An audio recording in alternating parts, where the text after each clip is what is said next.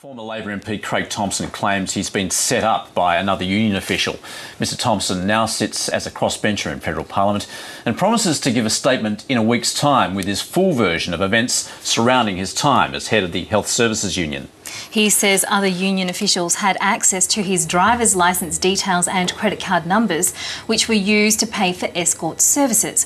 Well, for more on this and some of the other top news stories this week, we're joined now by former State Liberal Party leader Peter Collins and Meredith Burgmann, formerly of the State ALP Legislative Council in New South Wales. Good morning to you both. Thank you for joining us. May I start first by asking, do you believe him?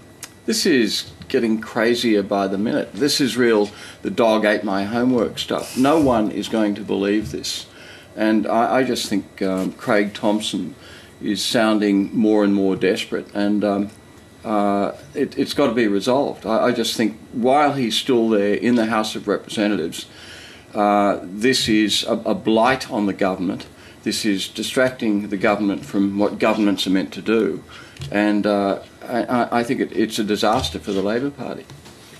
And you, Meredith? Look, I think the problem with the Thomson issue is that the damage has already been done. It has just fed into the narrative that this is a government with a lot of problems that they're finding it hard to deal with. And the problem has been, of course, that it's a minority government and every vote is absolutely crucial, which has meant that instead of dealing with this in the normal way, which would have been to stand aside from the Labor Party, move to the crossbenchers 6 months, a year ago, is what should have happened. I do agree with Tony Windsor and Bob Catter that you can't really expel a member until it's been tested in the Parliament. I mean, that has been the tradition all along, that when serious allegations are made, you do have to wait until the court case, because what happens if you've expelled a member and then they're found not guilty? I mean, that would cause all sorts of legal problems. So the problem has been that they've needed the vote, so they haven't dealt with it earlier. Well, I mean, clearly the government's really struggling in how to handle this issue. We had the Trade Minister, Craig Thomson, on this morning. He refused to comment on Craig Thomson's interview this morning. Are his claims credible?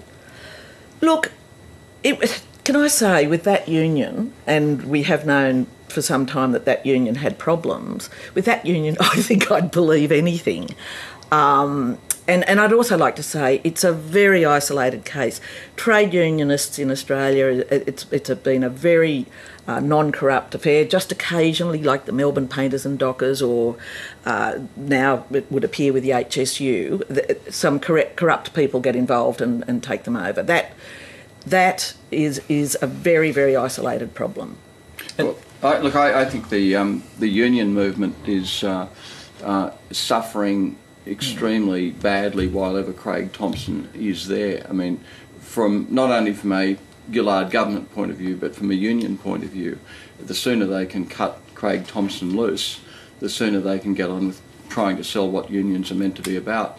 It is every time the Gillard government walks into the chamber of the House of Representatives, there is a reminder of their lack of moral compass. I mean, I think this is a huge electoral problem for them, and the longer it goes, the worse it will get.